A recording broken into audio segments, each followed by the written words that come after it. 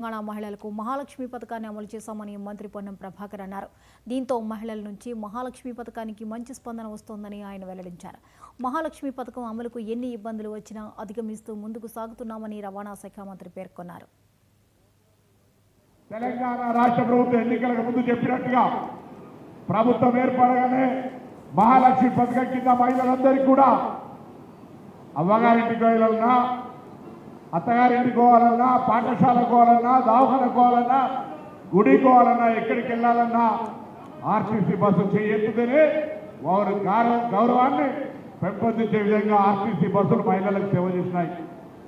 ఈరోజు మహిళలకు సంబంధించిన విద్య అవకాశాలు ఉపయోగించుకుంటా ఉన్నారు. బస్సు ఫ్రీ వల్ల 10 సంవత్సరాలు నిర్వీర్యమైనటువంటి ఆర్టీసీ ఉంటుందో ఊడుతుందో తెలియనటువంటి పరిస్థితులల్లా ప్రజల అభిప్రాయంతో, ప్రజల ఆకాంక్షలతో, ఆశీర్వచనతో ఏర్పడ్డ ప్రజాపాలన ఈరోజు నష్టాల నుంచి దాటి లాభాలలోకి వస్తా ఉన్నది. ఇది ఈ ప్రజాపాలన ఆశీర్వచనం, ప్రజల యొక్క దీవెన. 10 సంవత్సరాల బస్సులు కొనలే, ఇప్పుడు కొత్త బస్సులు కొనుగోలు చేస్తా ఉన్నాం.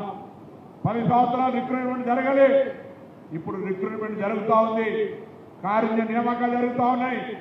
కార్మికుల సంక్షేమానికి సంబంధించి అనేక పాత బకాయిలు చెల్లిస్తూ గత ప్రభుత్వం పెండింగ్లో పెట్టిన బకాయిలు, కార్మికులకు సంబంధించిన సొమ్మును కూడా ఎప్పటికప్పుడు తీర్చే ప్రయత్నం చేస్తూ అనేక సందర్భాల్లో ఇబ్బందులు పడ్డప్పటికీ కూడా కార్మికుల సంక్షేమాన్ని ఎక్కడ కూడా మరవకుండా వారి సంక్షేమాన్ని ముందుకు తీసుకొని పోతా ఉన్నాం. ఇలా